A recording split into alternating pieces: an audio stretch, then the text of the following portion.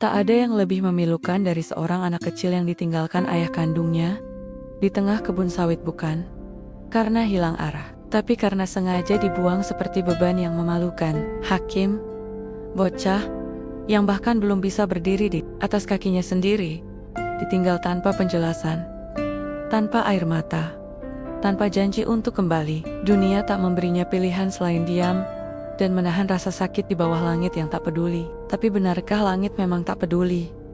Atau hanya manusia yang terlalu cepat menyerah?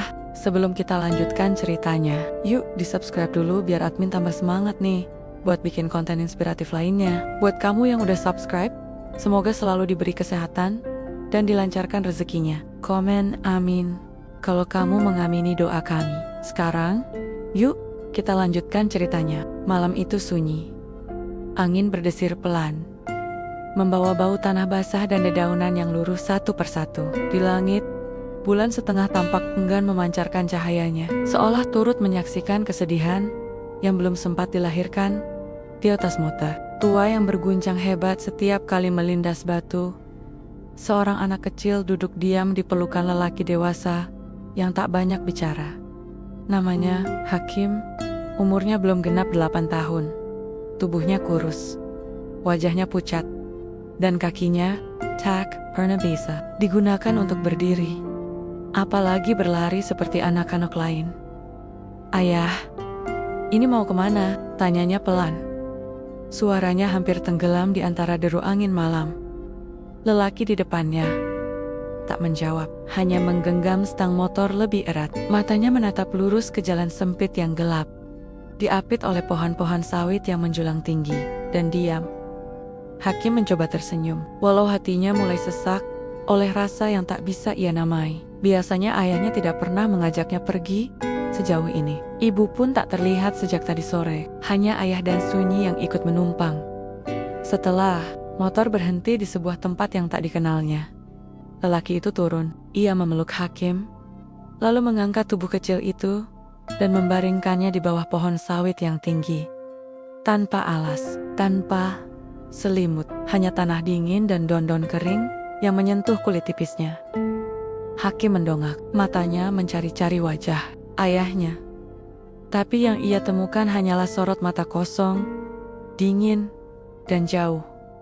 "Ayah, ini di mana?" Lelaki itu menarik napas dalam-dalam.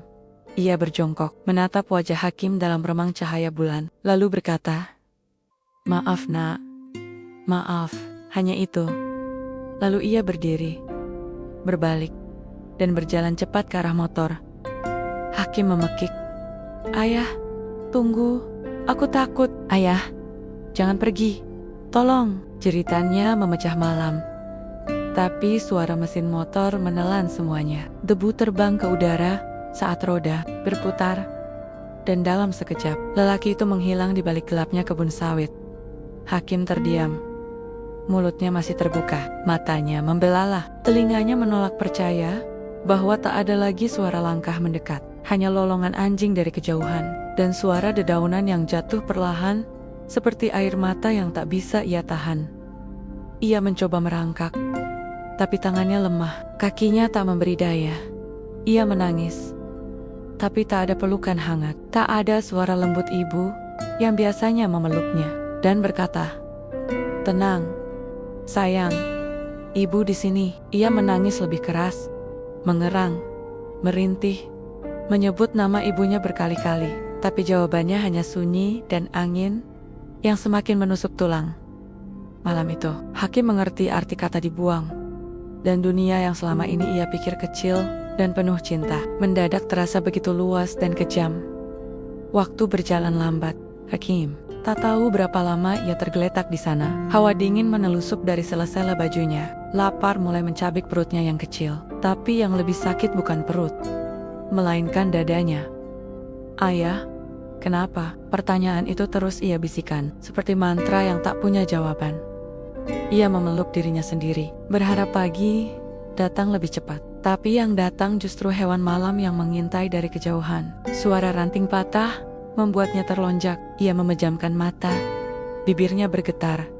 "Ya Allah, tolong." Entah siapa yang mengajarinya doa itu. Mungkin ibunya, Sewaktu kecil, saat ia ketakutan karena petir, tapi malam ini, doa itu adalah satu-satunya senjata yang ia punya. Tak ada manusia, tak ada pelukan, tak ada makanan. Yang tersisa hanya seorang anak cacat yang dibuang oleh orang yang seharusnya melindunginya. Fajar mulai merayap.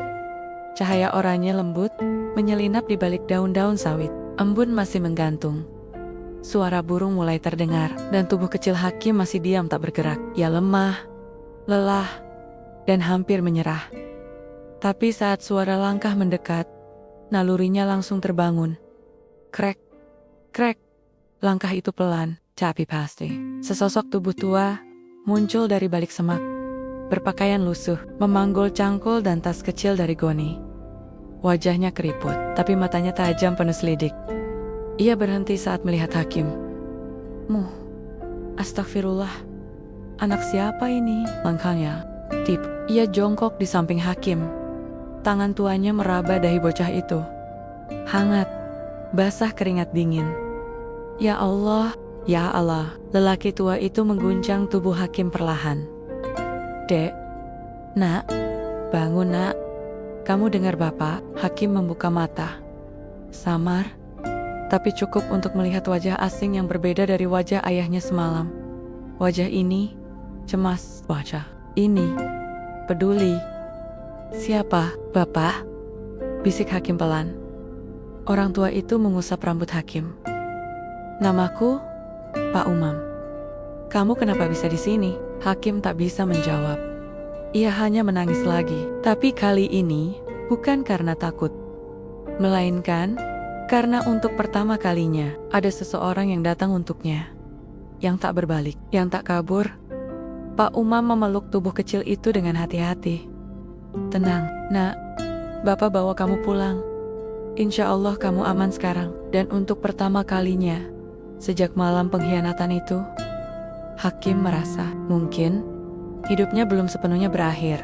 Gelap belum sepenuhnya pergi.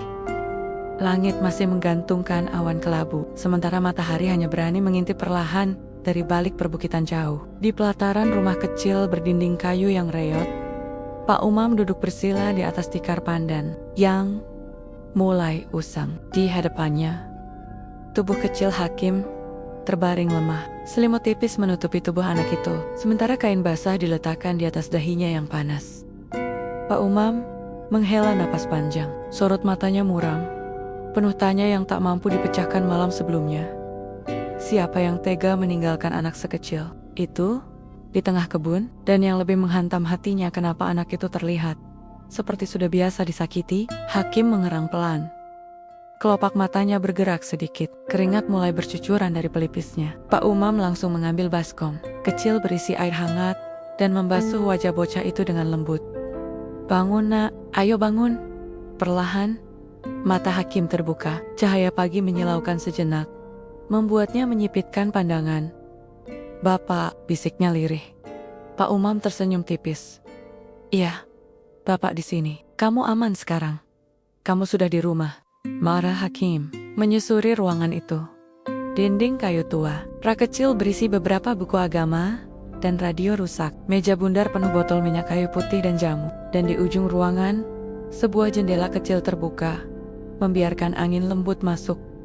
Sederhana, tapi hangat. Tidak seperti rumah tempat ia dulu tinggal, yang dinginnya tak berasal dari udara, melainkan dari hati yang membatu. Ini rumah Bapak? Tanya Hakim. Iya, jawab Pak Umam sambil tersenyum. Maaf kalau nggak sebagus rumah yang lain, tapi insya Allah di sini penuh doa. Hakim menatap Pak Umam lama. Ada getaran aneh di dadanya, sesuatu yang hampir ia lupakan. Perasaan nyaman, namun luka di hatinya belum sembuh. Ia menunduk. Bibirnya bergetar, suaranya pelan seperti embusan angin di sela pohon. Ayah buang aku. Kalimat itu menusuk. Pak Umam terdiam, jantungnya seperti dihimpit. Ia tahu luka batin anak itu jauh lebih parah daripada demamnya. Ayah kandungmu? Tanya Pak Umam, nyaris tak percaya. Hakim mengangguk perlahan, air matanya mulai turun lagi. Tanpa isak, tanpa suara, hanya air yang mengalir dari mata yang terlalu muda untuk mengenal pengkhianatan. Dia bilang, "Aku bikin malu karena aku cacat." Pak Umam menggenggam tangan kecil itu. Erat, hangat. "Dengar nak, cacat bukan berarti aib. Bapak pernah kenal orang yang bisa lari cepat, bisa kerja berat, tapi hatinya kotor dan pikirannya jahat. Bapak lebih hormat pada orang yang punya hati bersih, seperti kamu." Hakim menatapnya, masih tak yakin, masih takut percaya. Karena kepercayaan adalah hal yang mahal, apalagi bagi anak kecil yang sudah dikhianati darah dagingnya sendiri. Hari itu berjalan lambat. Hakim tak banyak bicara. Ia hanya diam, duduk di atas tikar, memandangi dinding dan langit-langit. Rama, sesekali matanya mengarah keluar jendela, ke halaman kecil tempat angin bermain, dan ayam peliharaan Pak Umam berkeliaran. Pak Umam menyiapkan bubur nasi yang dimasak dengan potongan tempe kecil. Makanan sederhana, tapi ia berikan dengan penuh cinta. "Kamu harus makan, nak, biar cepat sembuh," katanya lembut. Hakim menggeleng. "Aku nggak lapar," tapi perutnya berbunyi. Pak Umam tersenyum. Ia mengambil sendok, lalu duduk di samping Hakim. "Boleh Bapak suapin?" Hakim menatapnya. Ada jeda sebentar, sebelum akhirnya ia mengangguk pelan, dan ketika suapan pertama masuk ke mulutnya, air matanya menetes lagi. Kali ini bukan karena sakit, bukan karena takut, melainkan karena hangat. Ia tak pernah merasa disuapi, sibuk, bahkan ibunya pun selalu sibuk dengan pekerjaan rumah. Sementara ayahnya tak pernah sudi menyentuhnya. Hakim biasa makan sendiri, meski dengan tangan gemetar dan tubuh yang tak stabil, tapi hari ini ia tak sendiri. Ada seseorang yang menyentuh kepalanya dengan kasih, menyuapinya dengan sabar, menatapnya dengan mata yang tak menyimpan jijik atau benci. Dan itu hal besar bagi seorang anak yang sudah kehilangan segalanya. Malam pun kembali datang.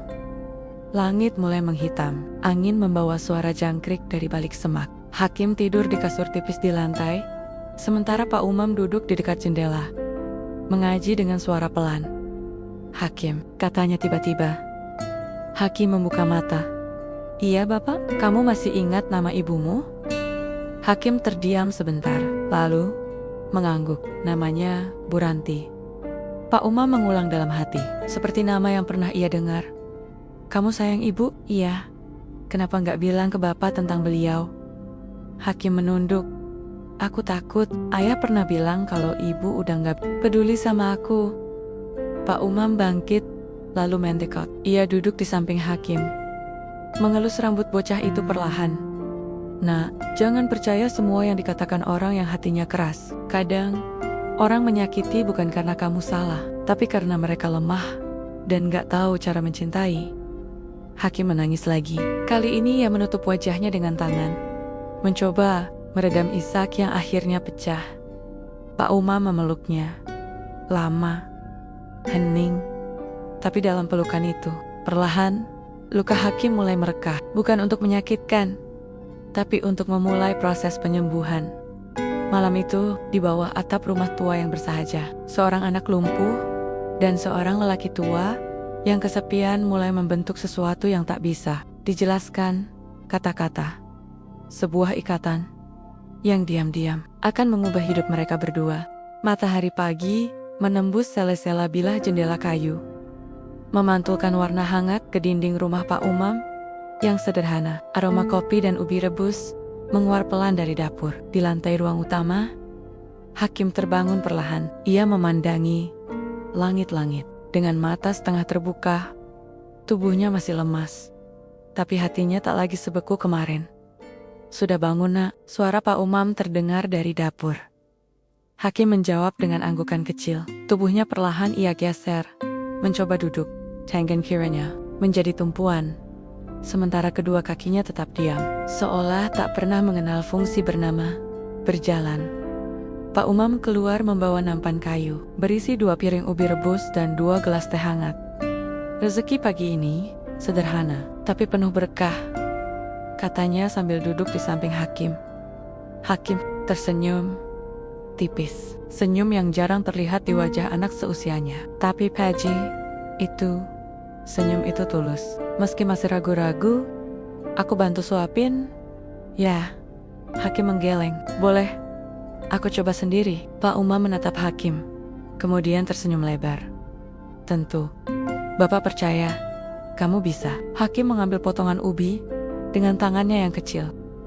Jejanya menggigit pelan, hangat, manis, lembut, dan untuk pertama kalinya sejak dibuang di tengah gelapnya kebun sawit, Hakim merasa sedang sarapan sebagai manusia yang dianggap ada. Hari itu, langit cerah, daun-daun sawit di sekitar rumah Pak Umam bergoyang, lembut, disapu angin. Di halaman kecil yang ditumbuhi rumput liar, Pak Umam sedang memperbaiki roda sepeda tuanya. Di dekatnya, Hakim duduk di atas tikar, menyaksikan dengan penuh rasa ingin tahu. Bapak bisa becelan semua ya? Tanya Hakim. Pak Umam terkekeh. Enggak, semua. Tapi sepedaku ini udah bolak-balik mogok sejak dulu. Jadi lama-lama ya. Ngerti juga. Hakim tertawa kecil. Tawa yang belum pernah Pak Umam dengar sebelumnya. Ringan, tapi menusuk ke dasar hati. Seolah-olah tawa itu datang dari anak yang lama terkubur di bawah penderitaan. Aku pengen bisa naik sepeda, gumam Hakim lirih. Pak Umam menghentikan aktivitasnya. Ia memandang Hakim dalam diam. Ada harapan di mata anak itu. Harapan yang tipis, tapi nyata. Kalau kamu gak bisa jalan, bukan berarti kamu gak bisa bergerak, nak. Hakim menoleh cepat. Maksud Bapak? Pak Umam menatap sepeda tuanya. Lalu ia berdiri, melangkah, masuk ke rumah. Tak lama, ia keluar dengan membawa beberapa potong kayu bekas, paku, dan alat pertukangan yang sudah karatan. Hakim memandang bingung. Itu buat apa, Bapak? Pak Umam mengusap peluh dari keningnya.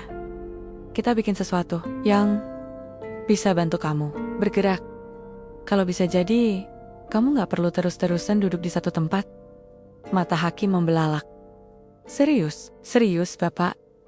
Mau repot buat aku? Pak Umam tersenyum. Bapak bukan repot, nak. Bapak hanya sedang berusaha menjemput senyum dari anak yang luar biasa kuat. Dan dengan itu, tangan Pak Umam mulai bergerak, menyusun, mengukur, memotong, mengerat, memaku, membentuk sebuah kursi kecil dengan roda dari bekas gerobak mainan. Tak sempurna, tak mahal, tapi dibuat dengan sepenuh hati. Selama berjam-jam, Hakim tak berhenti menatap, bukan karena ingin buru-buru duduk di atas kursi itu, tapi karena di hidupnya yang penuh luka, inilah pertama kalinya seseorang berjuang untuknya. Menjelang sore, kursi roda kayu sederhana itu pun jadi.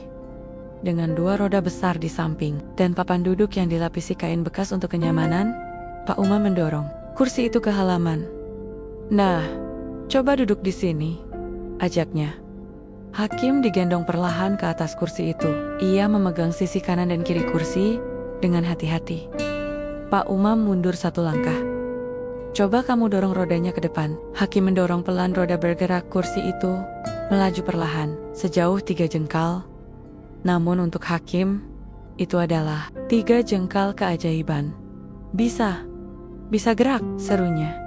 Pak Umam menahan air mata, tapi senyumnya meledak tanpa bisa dibendung. Lihat, kamu bisa, nak.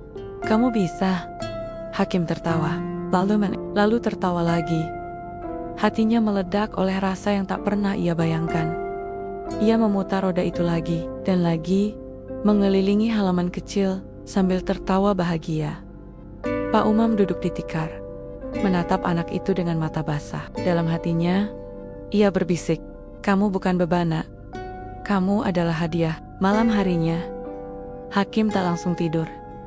Ia duduk di kasurnya, sambil memandangi kursi roda kayu di pojok ruangan. Matanya berbinar. Bapak? Pak Umam yang sedang merapikan sarung menoleh. Ya, nak, aku boleh panggil Bapak ayah? Sani menyelinap sejenak.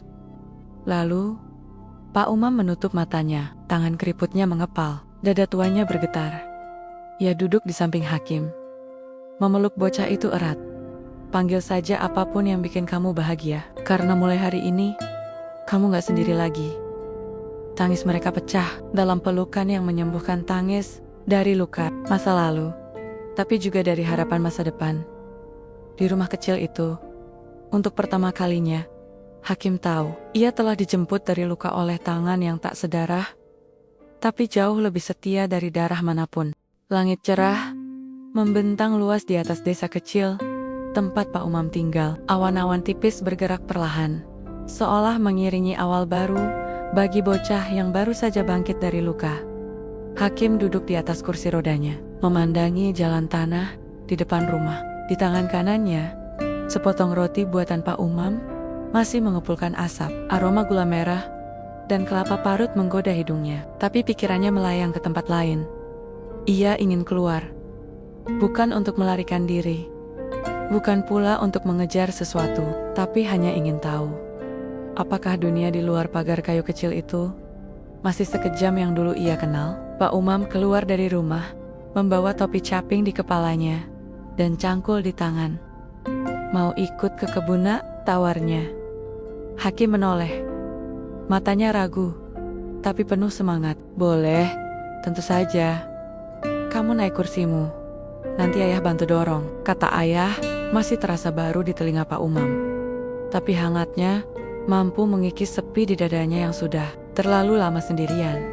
Dengan hati-hati, Pak Umam membantu Hakim keluar dari rumah. Jalan setapak yang mereka lalui dipenuhi kerikil, tapi roda kayu buatan Pak Umam cukup kuat untuk melintasinya. Sepanjang perjalanan, burung-burung kecil terbang rendah, dan suara gemericik sungai kecil terdengar tak jauh dari kebun. "Di sini, semua orang saling kenal, Nak," kata Pak Umam. "Jadi kalau kamu ketemu orang baru, cukup senyum. Nanti mereka juga senyum balik." Hakim mengangguk, tapi dalam hatinya, ia masih dihantui bayangan ejekan dan tatapan jijik dari masa lalu. Sesampainya di kebun, Pak Umam mulai bekerja menggemburkan tanah. Hakim duduk di pinggir, memperhatikan.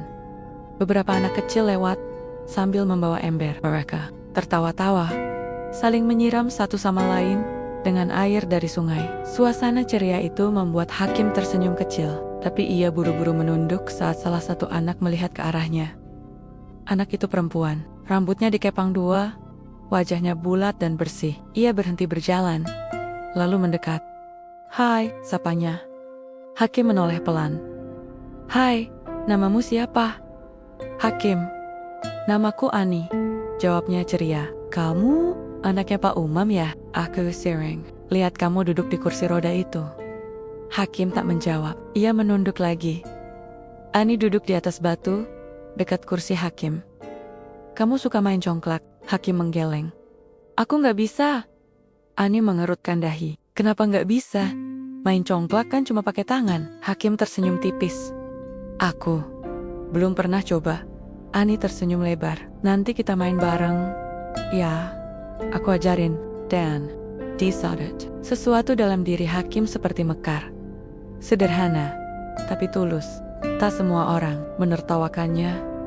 Tak semua orang menghindarinya. Ada anak yang datang, duduk di dekatnya, dan tersenyum tanpa beban. Sejak hari itu, kehidupan Hakim perlahan berubah. Setiap pagi, ia menemani Pak Umam ke kebun, duduk di kursinya sambil membaca buku cerita anak yang diberi oleh Ani. Terkadang, mereka bertiga bermain, lempar batu, adu tebakan buah, atau sekadar duduk di bawah pohon besar sambil mendengarkan dongeng dari mulut Pak Umam. Ani tak pernah bertanya soal kakinya. Ia tak pernah menunjuk, tak pernah menertawakan, bahkan tak pernah menatap kasihan. Yang ia berikan hanya tawa, cerita lucu, dan kadang permen karet rasa stroberi. Tapi tidak semua anak di desa bersikap sama.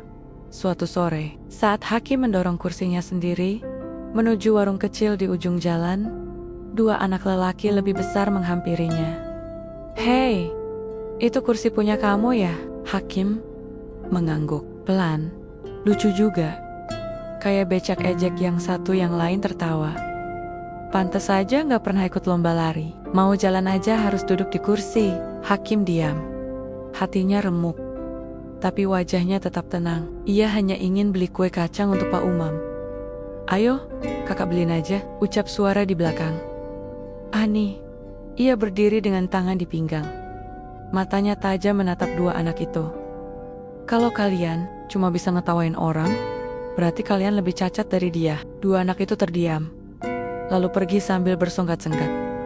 Hakim menoleh ke Ani. Makasih. Ani tersenyum. Kalau kamu nggak bisa berdiri, nggak apa-apa. Aku akan berdiri buat kamu. Kata-kata itu menampar lembut hati Hakim. Dan untuk pertama kalinya, ia belajar satu hal penting. Cacat bukan soal tubuh, tapi soal hati. Malam itu, Hakim menulis sesuatu di kertas lusuh yang diberi Pak Umam. Huruf demi huruf ia goreskan dengan pelan. Tulisan tangannya belum rapi, tapi maknanya kuat. Hari ini aku belajar tersenyum. Bukan karena semua orang baik, tapi karena aku bertemu orang yang tetap baik, meski dunia pernah menyakitinya. Pak Umam membaca tulisan itu, lalu memeluk Hakim dari belakang. Kamu anak yang luar biasa, Nak.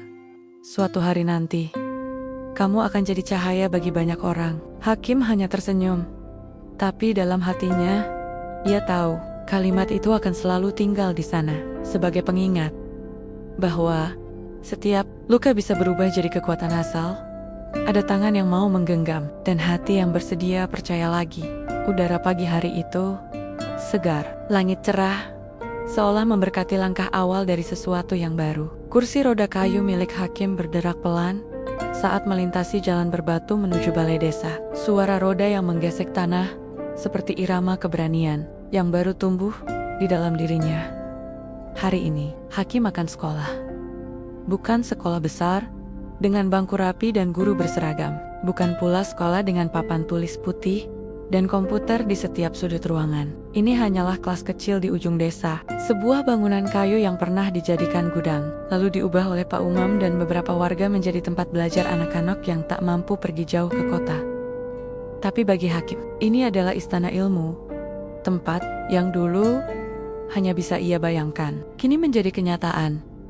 Pak Umam berjalan di sampingnya, menggandeng tas kecil berisi buku dan pensil sumbangan dari warga. Di dalamnya juga ada bekal sederhana, sepotong roti dan botol air putih. Siap? Tanya Pak Umam dengan senyum hangat. Hakim menatap ke depan. Bangunan itu belum begitu dekat, tapi jantungnya sudah berdebar keras. Siap, Ayah, jawabnya pelan. Dan mereka terus berjalan. Ruang belajar itu sederhana, dindingnya dari papan, lantainya tanah yang diratakan, meja-meja kecil tersusun rapi. Sebagian sudah aus dimakan usia. Anak-anak mulai berdatangan. Beberapa mengenakan sandal, sebagian lain hanya nyeker. Tapi semangat mereka terpancar dari cara mereka saling bercerita, saling menyapa, dan tertawa lepas. Ketika Hakim masuk, suasana mendadak hening. Semua mata tertuju padanya. Beberapa anak melongo. Yang lain saling berbisik, tapi tidak ada yang tertawa tidak, juga menyapa. Hakim menunduk. Tangannya berkeringat, kursi rodanya terasa lebih berat dari biasanya.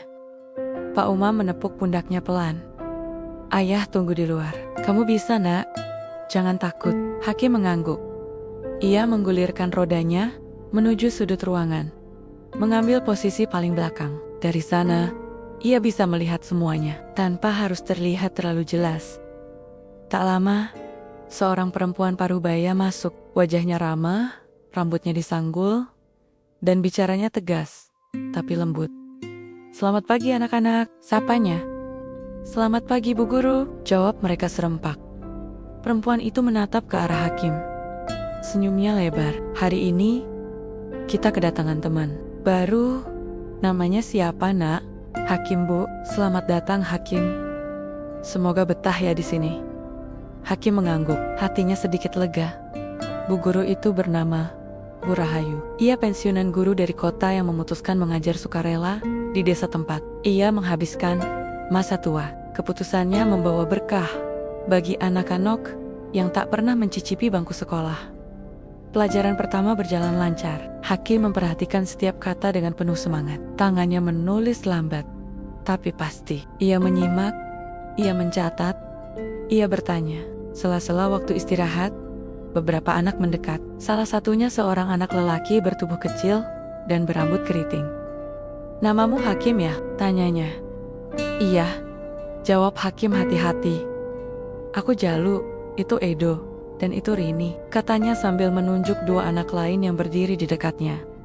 Mereka duduk bersama. Awalnya hanya membicarakan soal pelajaran, tapi lama-kelamaan mereka mulai tertawa, mulai bercerita soal rumah, soal ayam tetangga yang suka mencuri padi, soal ular yang pernah masuk ke dapur.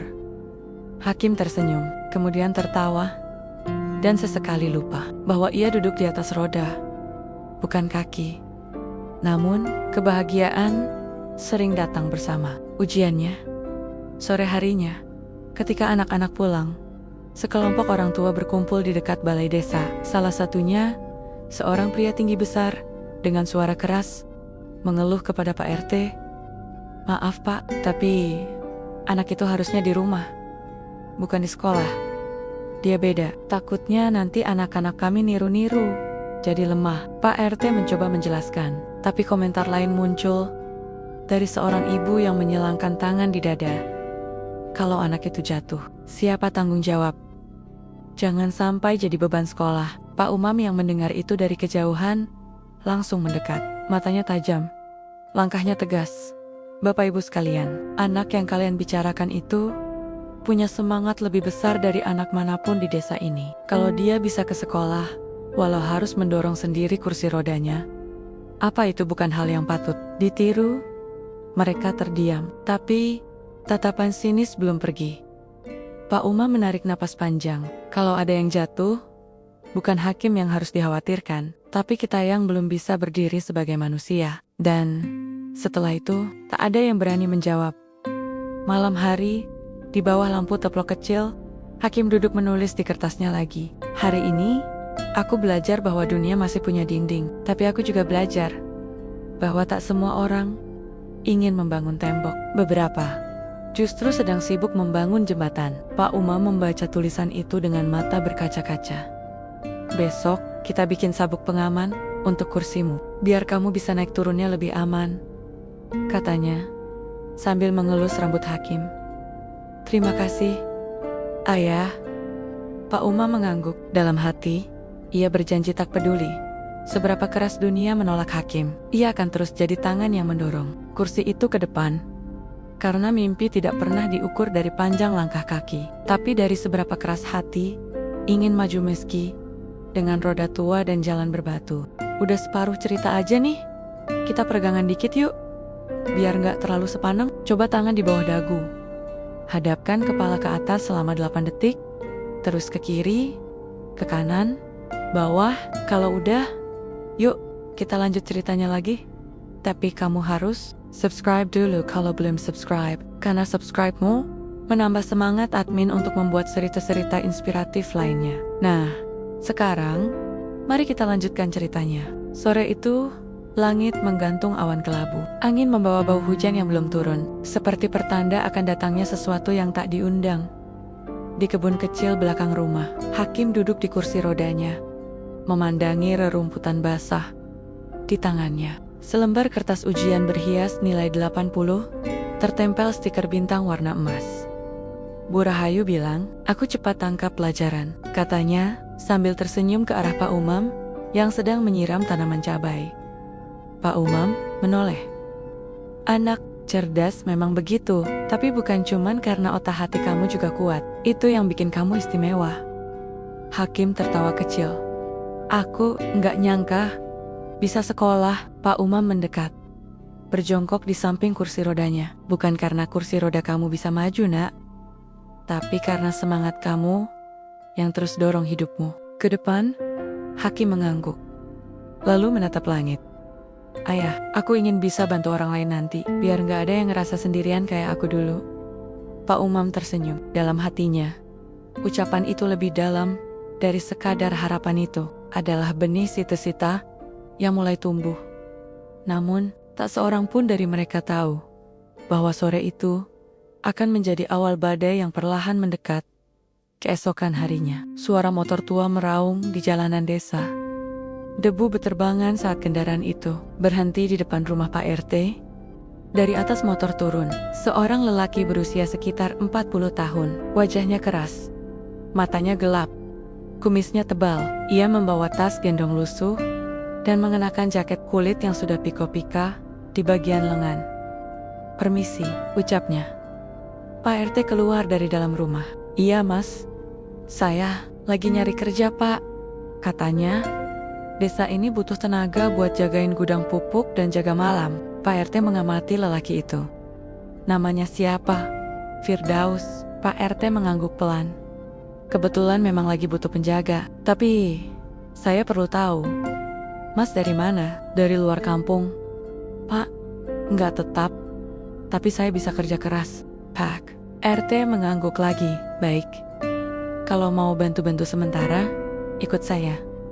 Tapi nanti saya harus lapor dulu ke warga. Firdaus mengikuti Pak RT. Tapi sebelum masuk, matanya menyapu sekitar. Dan saat ia melihat ke kejauhan, ke arah anak kecil yang sedang berlatih menulis huruf di depan rumah kayu. Tubuhnya mendadak kaku, napasnya tercekat, hatinya mencelos. Itu, anak itu, tidak mungkin. Namun, ia buru-buru membuang pandangan, menggenggam erat gagang tasnya, dan melangkah ke rumah Pak RT dengan napas memburu. Sementara itu, Hakim tak menyadari sesuatu tengah mengintainya dari kejauhan. Ia sibuk menulis puisi. Sejak Bu Rahayu memperkenalkan puisi, Hakim jatuh cinta pada kata-kata. Aku pernah terjatuh. Dalam diam, lalu kutemukan tangan yang tak bertanya, hanya menggenggamku tanpa alasan, dan membawaku ke cahaya. Ia tersenyum membaca bait-bait itu. Hatinya tenang, dunia seakan benar-benar sudah berubah. Sampai malam datang dengan wajah yang lain. Pak Umam baru saja selesai menunaikan salat Isya ketika ketukan keras menggema dari pintu depan.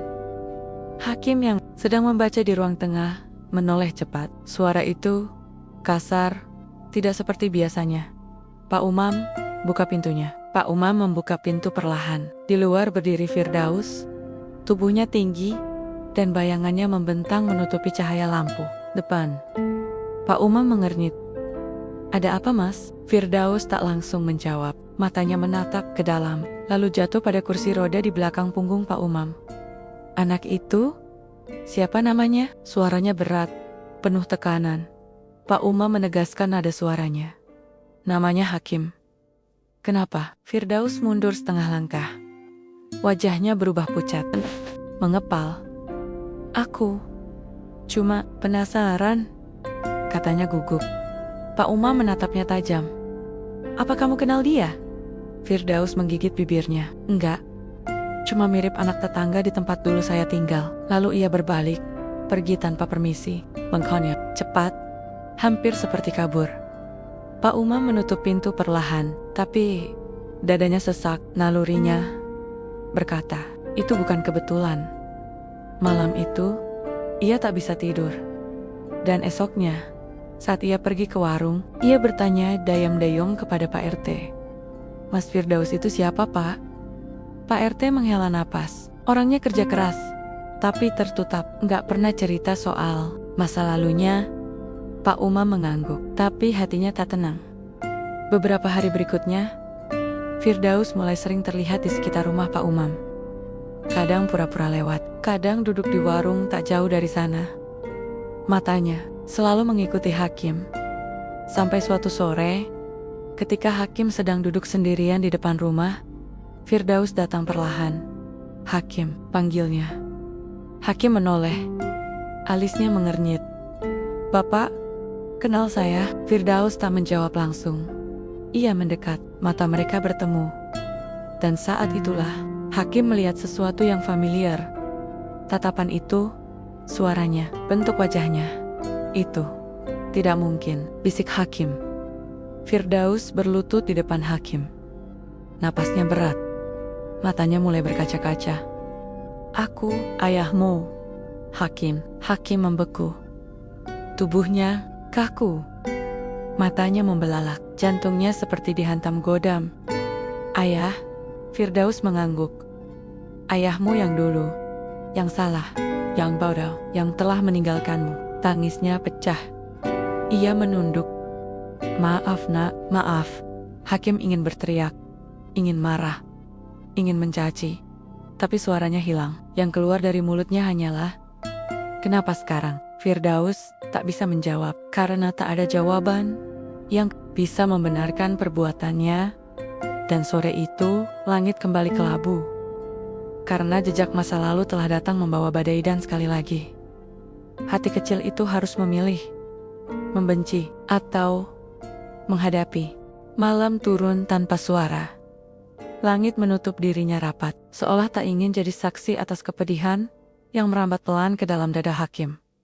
Ia duduk sendirian di kamar, kursi rodanya menghadap jendela kecil. Di luar, daun-daun kelapa bergoyang lemah, digoyang angin yang seakan membawa kembali bau tanah dari kebun sawit tempat ia dulu dibuang. Tangannya gemetar di pangkuan, pandangannya kosong. Pikiran Hakim penuh, terlalu penuh.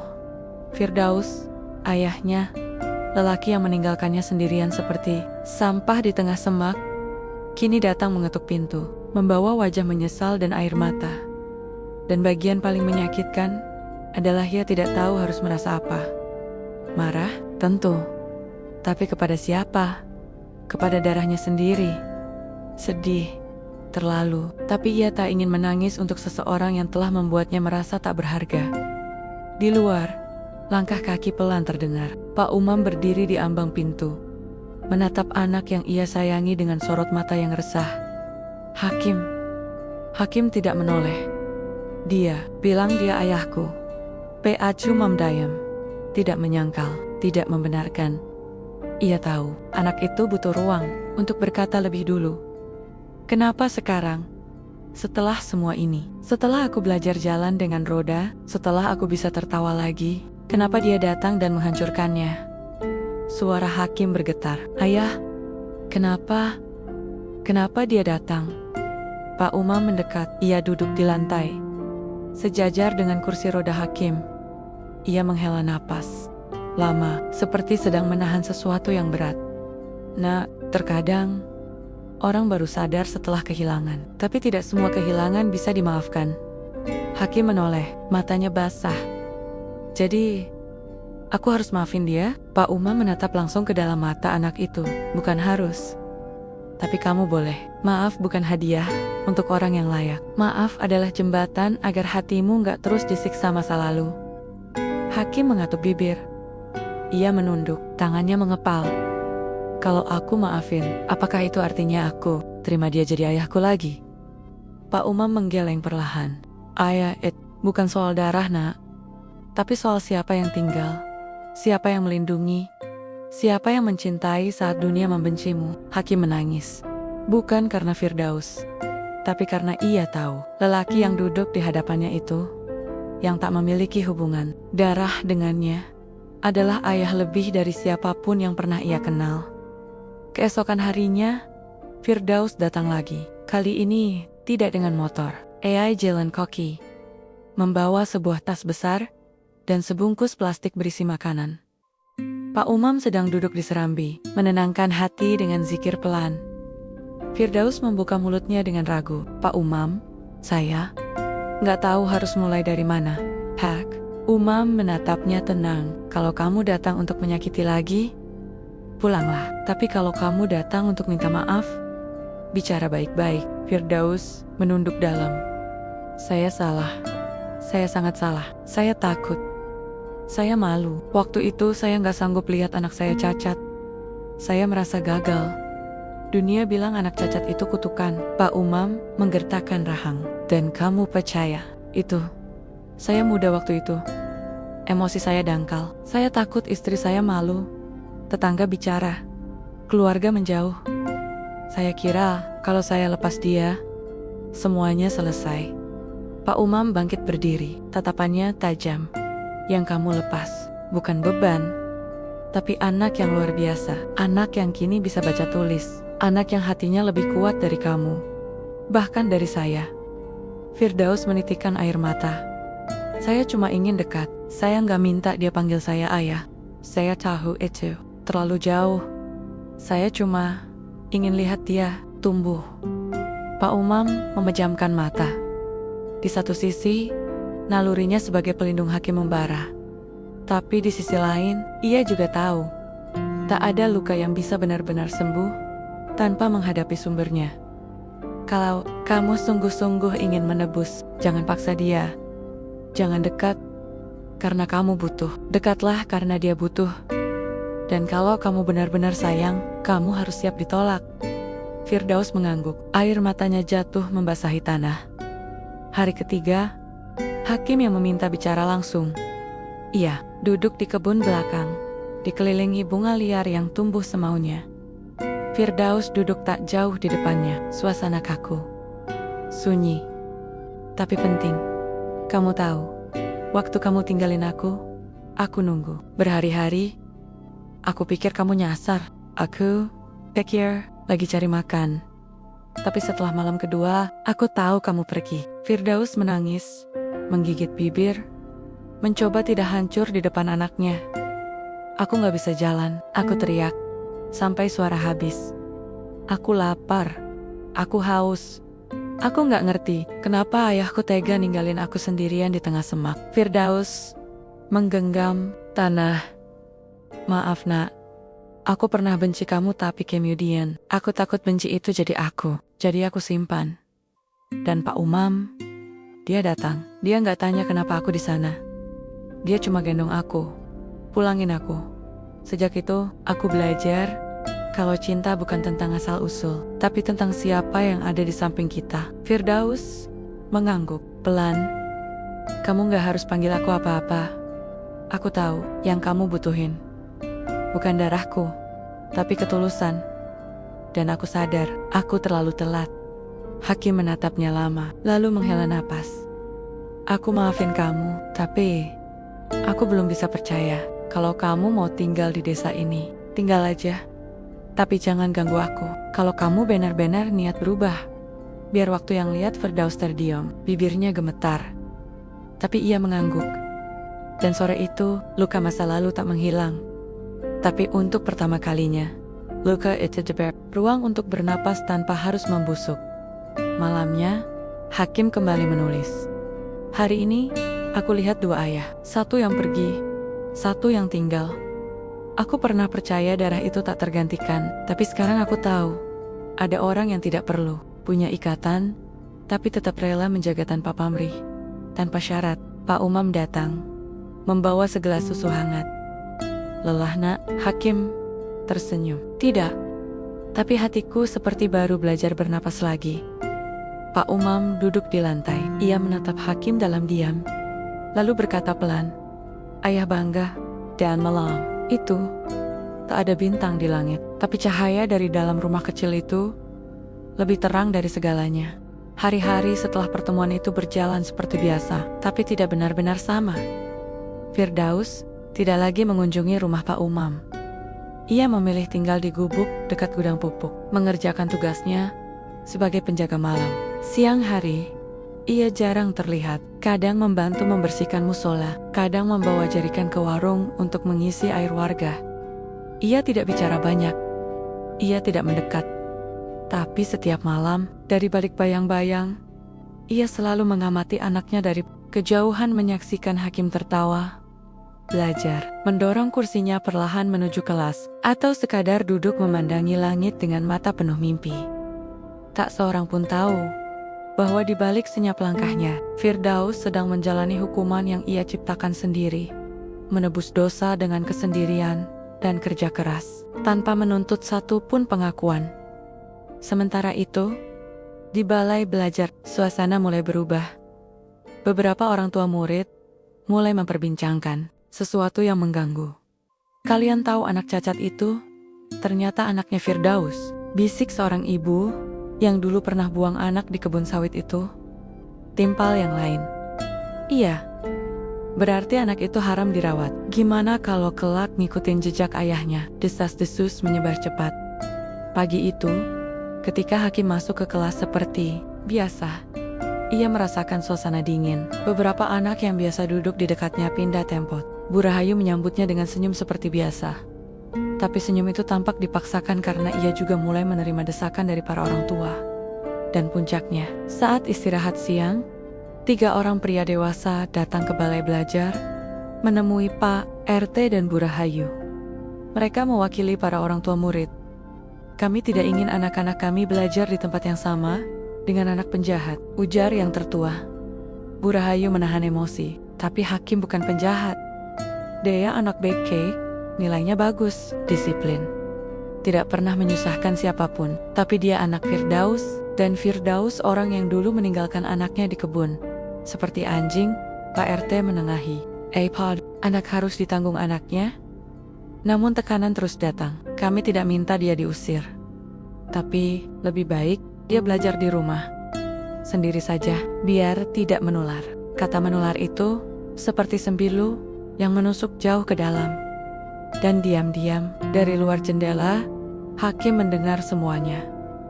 Hari itu, ia pulang tanpa bicara sepatah kata pun.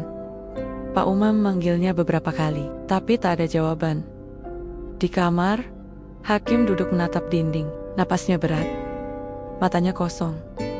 Ayah, katanya akhirnya, pelan. Pak Umam masuk, duduk di sampingnya. Ada apa, Nak?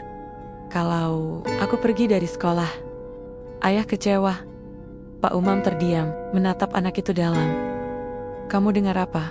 Hakim menggigit bibirnya. Aku tahu. Aku dengar semuanya. Pak Umam mengepalkan tangan. Kamu tidak salah. Hakim, dunia boleh bicara apa saja.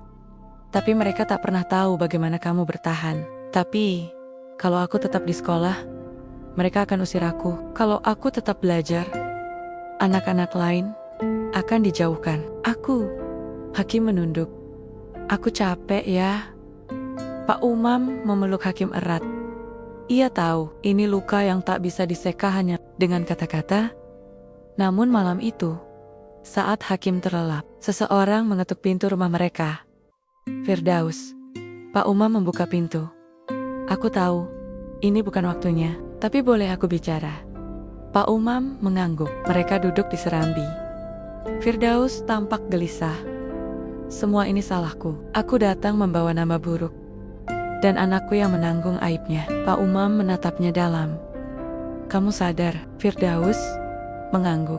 Aku gak pantas dipanggil ayah. Tapi, kalau memang kehadiranku merusak masa depannya, biar aku yang pergi. Pak Umam tak menjawab.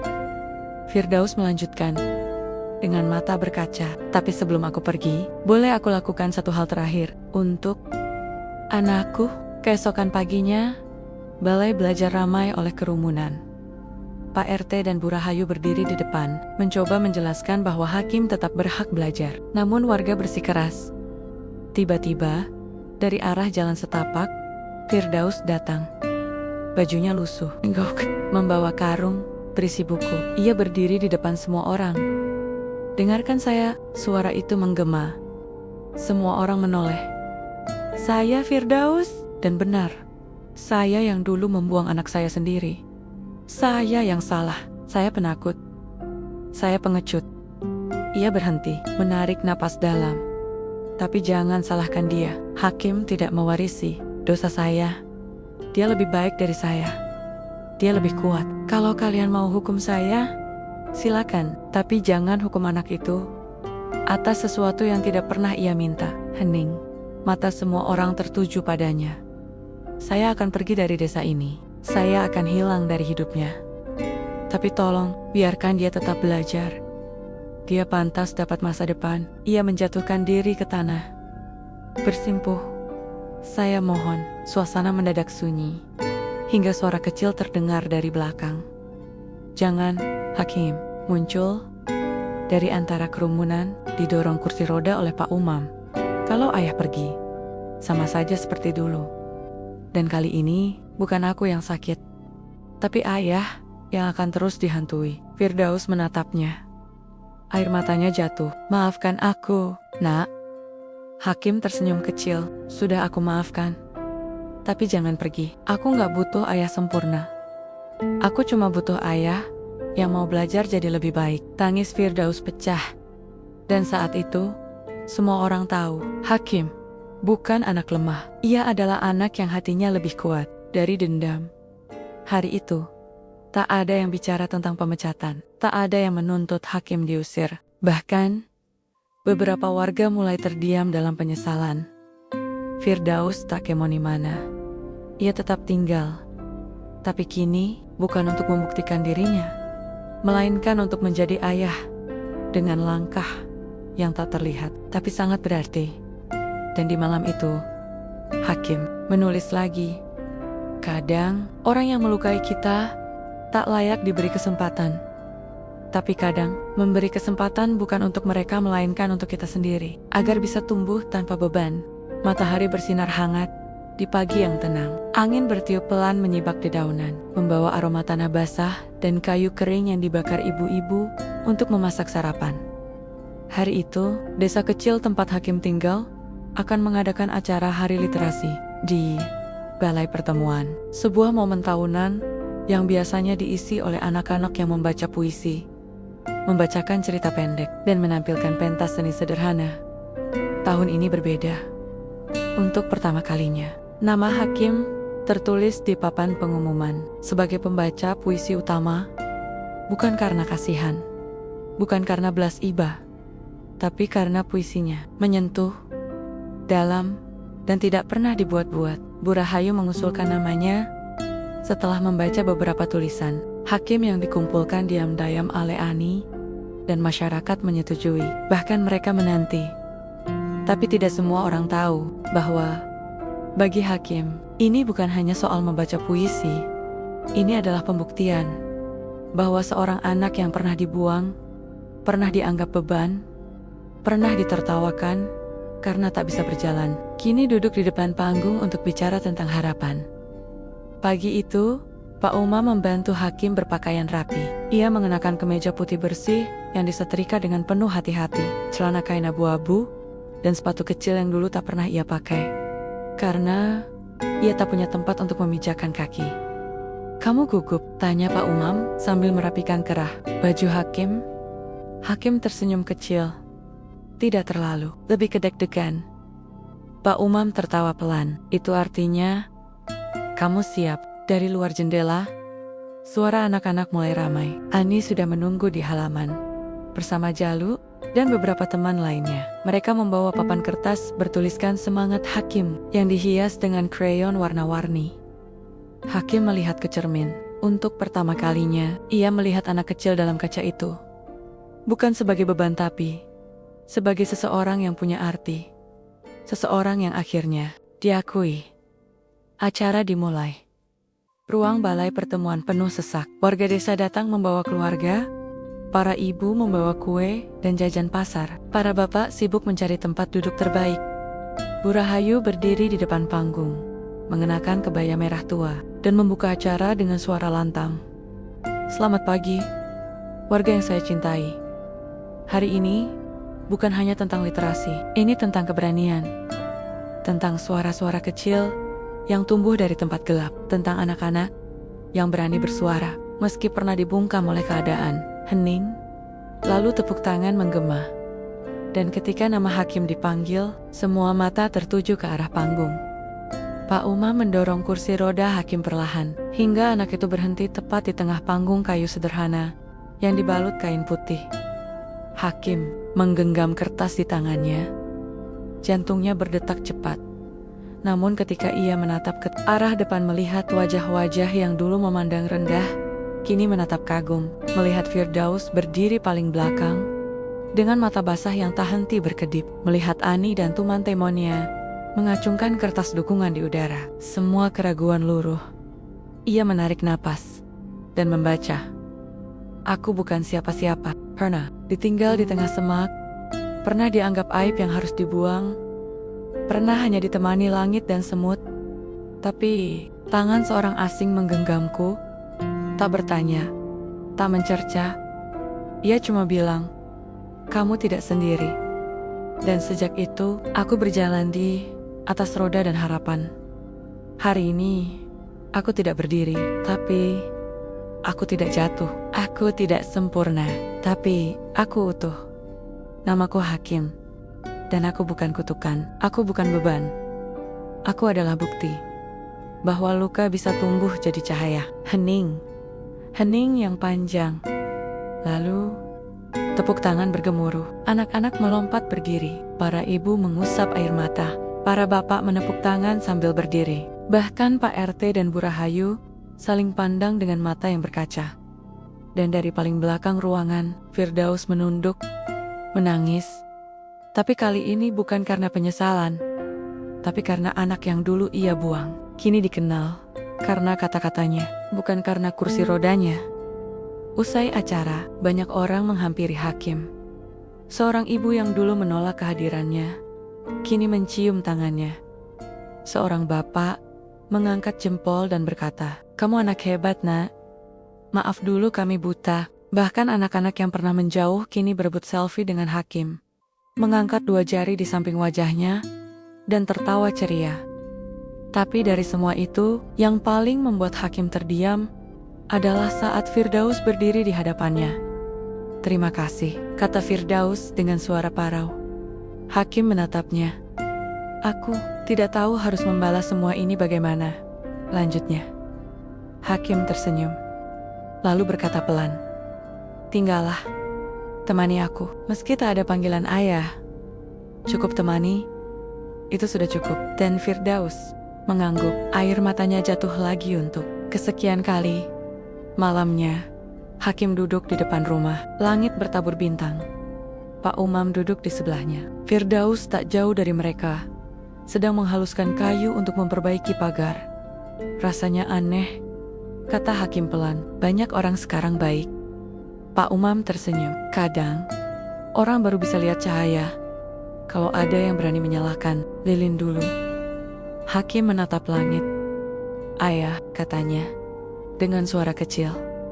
Pak Umam menoleh. "Iya, Nak." Hakim menggenggam tangan Pak Umam.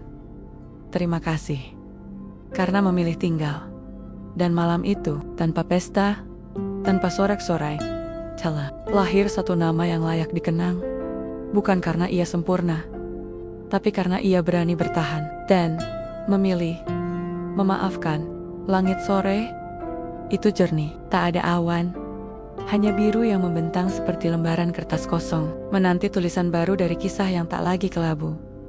Hakim duduk di bawah pohon jambu, di samping rumah. Di pangkuannya, sebuah buku catatan berwarna kalkulator. Buku itu sudah penuh coretan, berisi puisi, kisah pendek, dan kalimat-kalimat harapan yang ia tulis selama 2 tahun terakhir.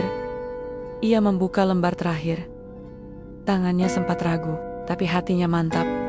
Ia ingin menulis penutup, bukan akhir dari kisah hidupnya, melainkan akhir dari babak luka yang dulu mengikatnya. "Aku pernah dibiarkan sendiri dan tumbuh dengan pertanyaan, kenapa dunia terasa sempit? Tapi sekarang aku tahu.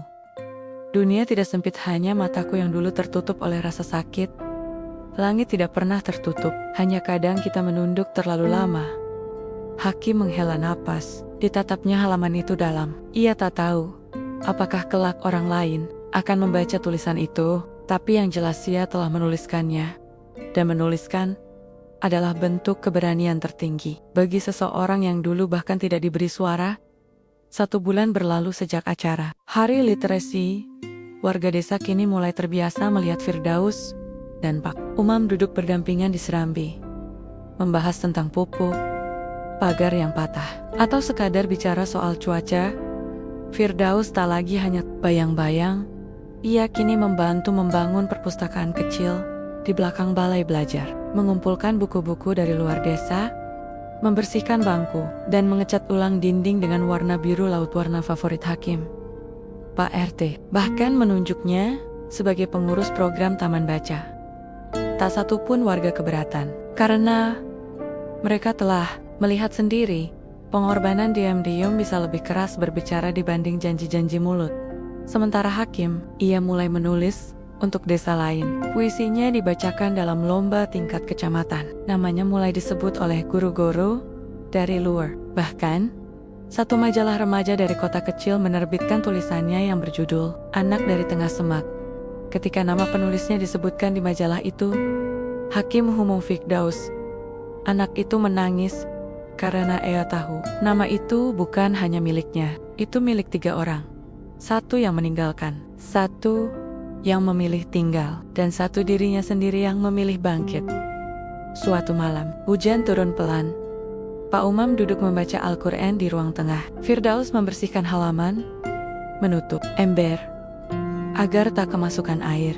Hakim sendiri duduk di dekat jendela, mendengar suara hujan sambil mengayunkan tubuhnya pelan. Ayah, katanya tiba-tiba, Pak Umam dan Firdaus menoleh bersamaan. Hakim tersenyum, menatap Firdaus. Kali ini, aku nggak salah panggil. Firdaus terdiam, lalu matanya basah. Bukan karena ia tak pantas, tapi karena akhirnya ia diberi tempat meski sempat menelantarkan.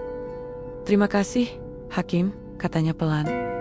Ayah akan terus belajar jadi tempat pulang. Belajar jadi alasan kamu tidak menunduk lagi. Pak Umam menepuk pundak Firdaus, lalu menatap Hakim. Langitmu sekarang luas, nak. Terbanglah. Tapi kalau sayapmu lelah, rumah ini tetap jadi landasanmu. Beberapa minggu kemudian, surat datang dari kota. Sebuah yayasan pendidikan menulis surat khusus, meminta Hakim hadir dalam acara peluncuran buku anak nasional. Puisinya akan dibacakan oleh seorang penyair profesional. Oke. Hakim diminta naik ke panggung untuk menyampaikan sepatah dua kata. Tangis Pak Umam pecah. Firdaus memeluk anak itu tanpa berkata-kata. Karena bagi mereka, kursi roda itu bukan batas. Itu adalah kendaraan menuju mimpi. Di kota, di panggung besar yang dikelilingi ratusan orang, Hakim duduk di tengah sorotan lampu. Ia tak mengucapkan pidato panjang. Ia hanya berkata, "Saya bukan anak hebat, saya hanya anak yang diberi kesempatan kedua. Dan itu lebih dari cukup untuk membuat saya percaya bahwa setiap luka bisa berubah menjadi jendela." Lalu ia berhenti, menatap penonton, menutup kata-katanya dengan satu kalimat yang ia simpan sejak lama. Langit tak pernah tertutup, kita saja yang lupa mendongak. Malam itu, di rumah kecil di ujung desa, Pak Umam duduk menatap langit, tersenyum. Firdaus berdiri di sampingnya, memegang buku puisi anaknya yang kini terbit di rak toko. Dan di tempat jauh dari panggung mewah atau sorot kamera, seorang anak kecil di desa sebelah membacanya diam-diam. Sambil menahan air mata, ia bisikan ke dirinya sendiri, "Kalau Hakim bisa, mungkin aku juga bisa." Dan begitulah, cinta yang pernah ditolak kini menyelamatkan yang lain. Luka yang dulu dibuang kini jadi cahaya bagi banyak langkah.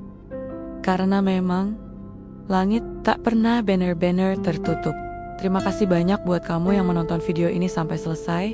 Nantikan video inspiratif lainnya dan pantau terus channel ini, karena kita tayangkan video terbaru setiap harinya. Terima kasih buat yang sudah subscribe. Semoga selalu dilindungi Allah Subhanahu wa Ta'ala dan mendapatkan syafaat Kanjeng Nabi Muhammad SAW. Sampai jumpa dan selamat beraktivitas.